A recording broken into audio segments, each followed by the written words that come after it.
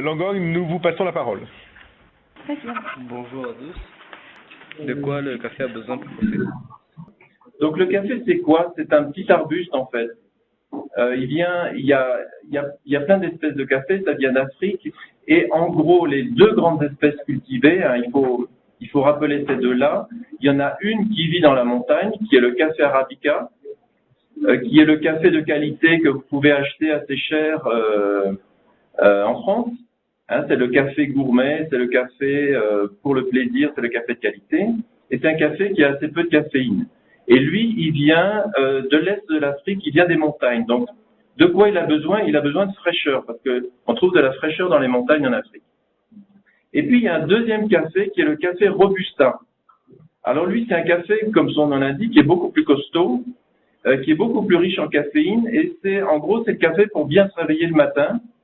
C'est celui qui nous donne un petit coup de pied pour nous donner un peu de dynamisme pour attaquer la journée.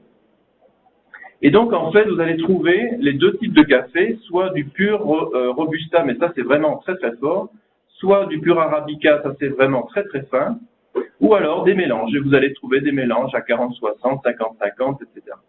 Donc, de quoi a besoin le café? Selon l'espèce, il a besoin de plus ou moins de chaleur. Le Robusta va pousser en plaine. Il va pousser du niveau de la mer jusqu'à à peu près 600 mètres. Ça dépend des latitudes, mais c'est à peu près ça. Et l'Arabica, lui, il prend le relais en montagne de 600 mètres à environ 1500 mètres. Ça dépend également des latitudes. Donc, en fait, ce sont deux types de café qui poussent dans deux zones complémentaires. Et on ne peut pas, dans un pays de montagne, faire facilement du Robusta, ou alors il faut le faire en plaine. Et inversement, dans un pays plat qui a peu d'altitude, on ne peut pas faire de l'Arabica parce qu'il ne va pas du tout donner. Donc, il y a des pays qui se spécialisent sur le Robusta, il y a des pays qui se spécialisent sur l'Arabica. Et après, il y a des raisons commerciales qui font que, par exemple, le Costa Rica interdit la production de Robusta.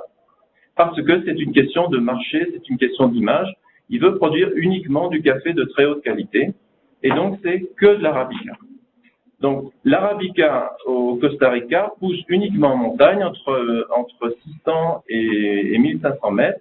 Et plus il est en montagne, plus il est en altitude, meilleur il est.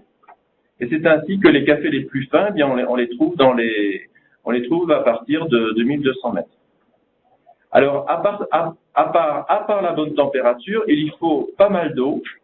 Le café est une culture des zones tropicales humides, c'est-à-dire qui ont beaucoup d'humidité, à la fois en pluie, mais aussi de l'humidité dans les sols. Et ce sont des cafés qui sont capables de tolérer une saison sèche, mais pas trop longue quand même. Et puis, qu'est-ce qu'il lui faut? Eh bien, comme il produit beaucoup, hein, il va produire plusieurs tonnes de fruits par hectare, eh bien, il lui faut de la ressource minérale, c'est-à-dire des engrais, donc notamment de l'azote, et selon les sols, du phosphore, du potassium, il va pas pousser très très bien s'il n'est pas suffisamment alimenté. Donc ça, c'est comme n'importe quelle plante qui produit beaucoup. Le café arabica, il pousse naturellement sous des forêts en Afrique de l'Est et c'est plutôt une plante d'ombre. Donc, il va bien aimer vivre à l'ombre de systèmes agroforestiers. Alors ça, c'est intéressant parce qu'on peut mixer les paysages, on peut mettre des arbres, on peut mettre différents types d'arbres, plus ou moins intéressants économiquement, alors que le Robusta, lui, il va se comporter très très bien en plein soleil. Et puis, on a découvert un jour que l'arabica, bien qu'il vienne de zones d'ombre, il produisait plus en plein soleil. Alors, on a commencé à le cultiver en plein soleil. Et quand on s'est aperçu qu'en le cultivant en plein soleil, effectivement, il produit plus, mais il demandait aussi beaucoup plus de soins et que c'était beaucoup plus cher. Et donc, en fait, quand les prix du café sont hauts, eh bien, on va le laisser pousser en pleine lumière parce qu'on veut qu'il produise beaucoup et on a de quoi payer les intrants ou la main-d'œuvre pour désherber. Et quand les prix sont bas, eh bien, on va plutôt le laisser pousser naturellement avec moins d'intrants, c'est-à-dire dans des systèmes agroforestiers. Bonjour. Comment travaillez-vous en laboratoire ou sur le terrain? Je dirais que pour l'agroforesterie, les deux doivent sûrement être complémentaires. Par contre, pour nous deux, on est essentiellement sur le terrain pour prendre en compte bien tout l'écosystème qui est présent au champ en fait. Donc, il y a certainement même sur le terrain, des petites phases qui peuvent s'apparenter à des phases de laboratoire avec énormément de capteurs très précis, des mesures qui sont très minutieuses, qui prennent beaucoup de temps, mais ça reste quand même sur le terrain. Au CIRAD, il y a également à côté d'autres stages qui ont une énorme partie en laboratoire également, où ils déterminent donc la biomasse du café, la biomasse racinaire. Ces choses-là, c'est des choses qui forcément sont plutôt en laboratoire. Mais pour ce qui est compréhension de l'écosystème, c'est beaucoup plus pratique et beaucoup plus intelligent d'être sur le terrain en laboratoire. Pourquoi êtes-vous spécialisé dans le café et pourquoi le Costa Rica? Il y a au Costa Rica plus de 40 ans de coopération scientifique entre des chercheurs français et des chercheurs du Costa Rica. Donc, en fait, on maintient cette bonne collaboration. Et le Costa Rica est central en Amérique et permet également de voyager dans d'autres pays. Donc, j'ai des collègues qui voyagent également qui vont travailler au Nicaragua, qui vont travailler au Guatemala, qui vont travailler au Mexique, etc. Le Costa Rica a un niveau économique élevé qui permet de travailler dans des bonnes conditions tout en rayonnant dans la région. Et pourquoi le café au Costa Rica? Eh bien parce que, en fait, le cacao est originaire de la région, alors que le café ne l'est pas du tout. Mais le cacao est très peu produit dans la région parce qu'il est très sensible aux maladies locales. C'est ce qui arrive souvent avec des plantes endémiques. Quand elles sont dans leur zone d'origine, elles sont très affectées par les maladies.